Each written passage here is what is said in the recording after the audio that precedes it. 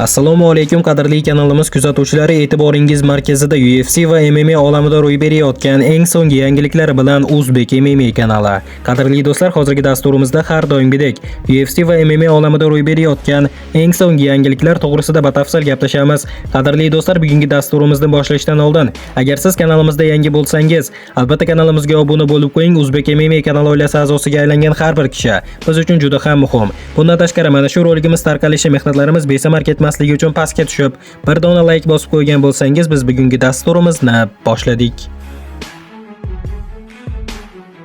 Yarim o'rta vazn toifasida faoliyat yurituvchi amerikalik UFC jangchisi Joaquin Buckley yengil vazn chempioni Islam Makhachevga murojaat qildi. Avvalroq Islam o'zining ikki sobiq Twitter sahifasida 2 karra chempion bo'lish vaqti keldi, inshaalloh deb yozgandi. Bu vaziyatga hamyurtimizni mag'lubiyatga uchratgan Joaquin Buckley quyidagicha munosabat bildirdi. Birodarim deb chaqiradigan insoningni yutqazganida bunday duo qilish ahmoqlik, inshaalloh deb yozganing bu vahshiylik. Avvalroq Islam Makhachev jamoadoshlari bilan Bilal Muhammad UFC 315 turnirining markaziy jangida avstraliyalik Jack Della Maddalinaga imkoniyatni boy berib, yarim o'rta vazndagi chempionlik kamaridan ayrilgandi. Qadrli do'stlar, xabaringiz bor, 18-may tongida Amerika Qo'shma Shtatlarining Las Vegas shahrida MMA bo'yicha UFC'ning navbatdagi musobaqasi tashkil etiladi.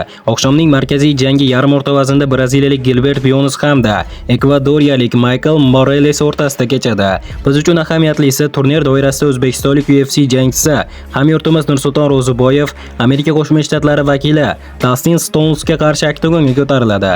Musobaqaga aktual karda quyidagicha: asosiy kard yarim o'rta vazn chempionligi uchun Gilbert Burns, Michael Morales, yarim og'ir vaznda Paul Grayli, Podroldo Bellato, yarim yengil vaznda sobiq Yusuf Mayros Santos, o'rta vazn toifasida Nursulton Ro'ziboyev va Dustin Stones, yarim yengil vaznda Julius Erosa, Melquizel Costa. Premier card yengil vaznda Mateus Camilo, Gabriel Green, yengil vaznda Thiago Moisen, Jorad Gordon, yarim yengil vaznda Jadier Del Valle, Conor Mattison. Ayollar o'rtasida eng yengil vaznda Luana Santos, Tainara Lisboa. Ayollar o'rtasidagi birinchi o'ta yengil vaznda Denis Gomez, Ellis Reed. O'ta yengil vaznda Carlos Hernandez, Yun Sun Pek. Ayollar o'rtasidagi birinchi o'ta yengil vaznda Luana Pineiro, Tisha Pentingenga qarshi. Qadrli do'stlar, albatta hamyurtimiz Nursulton Ro'ziboyevga omad tilagan holda kommentariyaga tushib, "Olg'a O'zbekiston, olg'a Nursulton Ro'ziboyev" deb yozib qo'yishni unutmang do'stlar.